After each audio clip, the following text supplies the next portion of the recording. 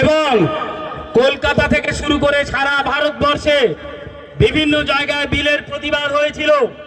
এমনকি QR code মুসলিম personal ল board থেকে শুরু করে সবাই ছিল এবং কিউআর একটা আসতে একটা কথা বলবেন না কেউ, একটা কিউআর কোড এখানে দিয়ে ফরম্যাট তৈরি করা হয়েছিল। আমরা দিনে রাতে গ্রামে গঞ্জে ঘুরে ঘুরে সেই কিউআর কোডে সই করিয়ে কয়েক কোটি জেপিসিতে পাঠিয়েছিলাম, সই স্বাক্ষর সম্বলিত। এর বিরুদ্ধে বহু প্রচেষ্টা করা হয়েছে। উনি হয়তো আমার প্রারম্ভিক ভাষণ শোনেনি, উনি অনেক লেটে এসছেন। প্রারম্ভিক ভাষণে এটা ডিটেলস ডিসকাশন হয়েছে। জেপিসিতে কারচুপি করে সংখ্যাগরিষ্ঠতার বিচারে ওরা আবার পার্লামেন্টে সেটা ফেরত দিয়েছে।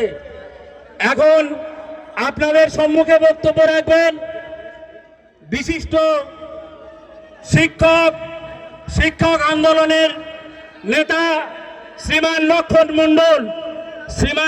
মণ্ডল এখন আপনাদের সম্মুখে বক্তব্য রাখবেন। শ্রীমান লক্ষণ মণ্ডল আসুন।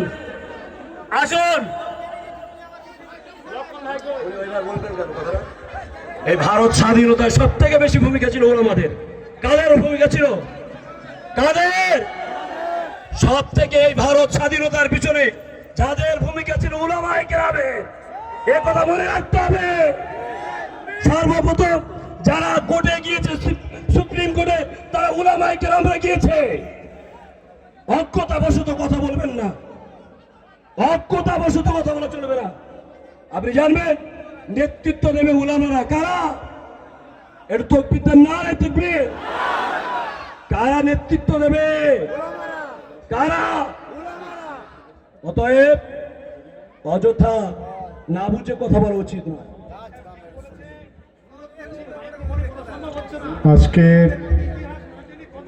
এই মহতী সভার মাননীয় সভাপতি